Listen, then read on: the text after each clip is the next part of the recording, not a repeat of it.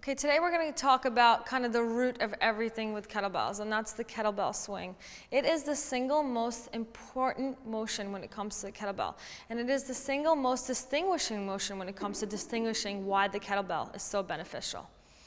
Okay, so when it comes to the kettlebell, it's really important to understand two things. When you're swinging the kettlebell, you're using the momentum of your body, but you're using your posterior chain. So your posterior chain is pretty much everything that you see right now and everything that you don't see in the mirror right here. So if the muscles I'm working right here and the muscles I'm not working right here. And it's important to start to understand this because a lot of people start to muscle up the kettlebell with their arms and they forget that the kettlebell swing is a hinge, it's not a squat. So we're just going to go through a progression of how you get into your kettlebell swing, and we'll go through a few things that you might be doing incorrectly and we want to fix them right away so you get most of the benefit of the kettlebell swing and you make sure that you don't hurt yourself. So first thing I want you to do is put a kettlebell in front of you just like Janelle is, and I want you to stand in front of the kettlebell. And I want to put Janelle a little bit profile so you can see her from the side. Perfect. So just put a kettlebell right in front of you, and I want you to stand in front of the kettlebell and just get a little bit, no, right in front. Thank you. Sorry, there is a warm-up that we do the other way, but we're going to do it this way. So right in front of the bell, and from here she's going to make sure she's kind of in that squat stance where she's almost ready to do a squat, but she's not going to squat. What she's going to do is hinge and look over the bell. So just look over the bell and come back up. And I want you to do that 3 times. So come down and look over the bell again and come back up, and one more time look over the kettlebell and come back up. Perfect. Now I want you to look over the bell and stay there. Good. So as she reaches down and looks over the kettlebell, it's kind of the easiest way to illustrate this. Basically what happens is her hips are going further back than her knees. So her knees are bent, yes, but they are bent second to the hip. She has an extremely strong and straight back here, right? So there's no collapse in the back, there's no poor posture, and her shoulder is neatly packed into the body, so it's not hanging out. And her neck is neutral. It's just a part of the spine. Now from here, I want you to reach down and grip the kettlebell, and as you bring it off of the ground and just keep it there, I want you to pack your shoulder in. So just bring it up off the ground. So notice when she comes down, she's still in the hinge, and right here, her shoulder's not coming out. It's just neatly tucked in the bell. Now put the bell down. And let's start it all over again. So to get into your kettlebell swing, you're going to get into what's called a hinge, not a squat. So you're going to dip and look over your bell. Your hips will come further than the knees, and you're going to reach down and pick up your kettlebell. Now from here, to understand what it should feel like, you're just going to lightly move the kettlebell like it's weightless. So as you move the bell like it's weightless for 5, 4, 3, 2, and time, put it down. You'll notice when you're moving the bell, the kettlebell was completely weightless in the arms. And this is to illustrate and to have you understand that at no point in time will you be lifting the kettlebell up with your arms. At no point in time will you be muscling up the bell. Everything happens coming from the posterior chain, not the arms. So let's get back into your kettlebell swing. Sit and look over the bell. Hinge, don't squat, knee bend, second to the hip, strong straight back, packed shoulder. You start to lift up the kettlebell, but now Janelle's just going to start to swing the bell.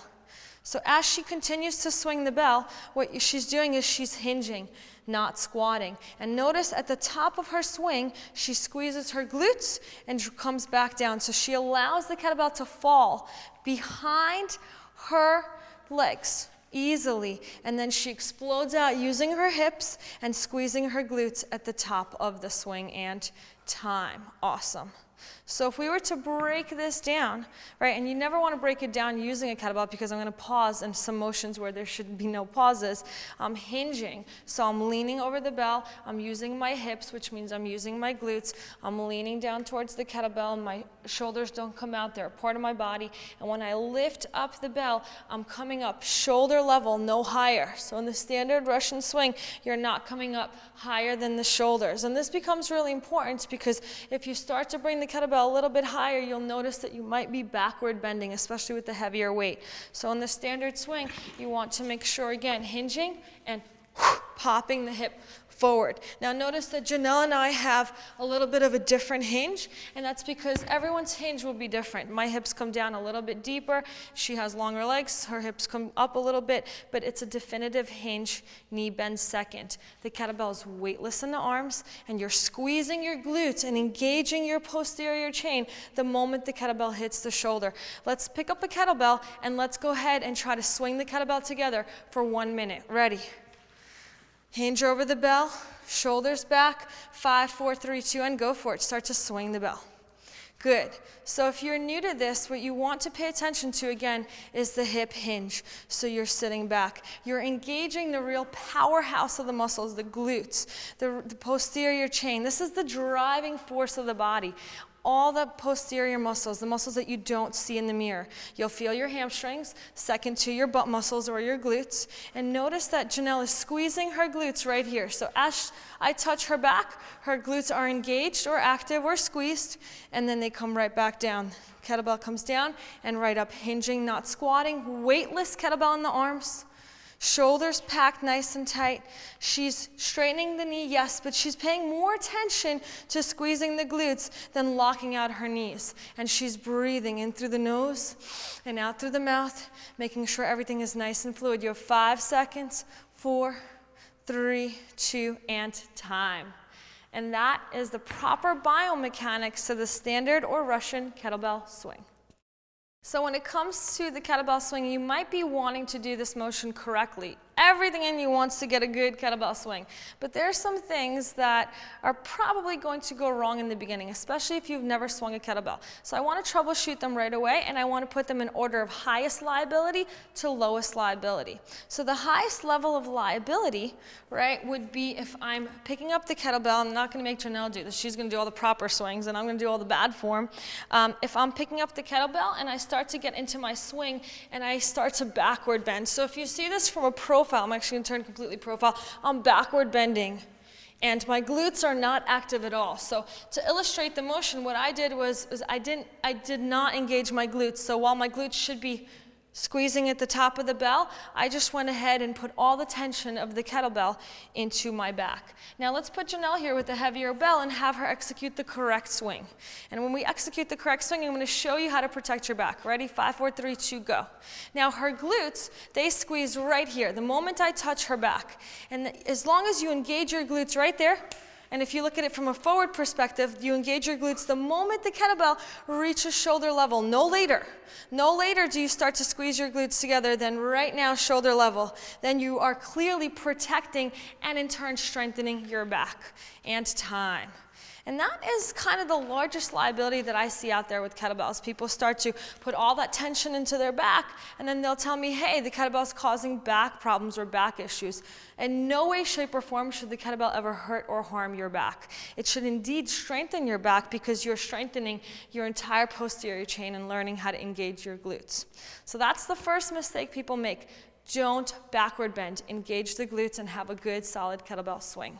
After the backward bend, once that issue is solved, a lot of people still make a few mistakes. Now this one's not as detrimental as the backward bend, but it is a problem.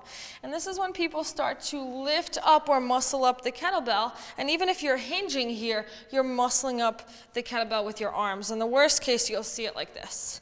Now the kettlebell is not made for this motion, and specifically if you're training weight appropriate, you're definitely hurting yourself because you need to be able to swing heavier here than you can lift up here. So if you're muscling this up, there's a lot of tension around the joints and you're just not doing the correct kettlebell swing. So I'm going to show you how to troubleshoot this, okay?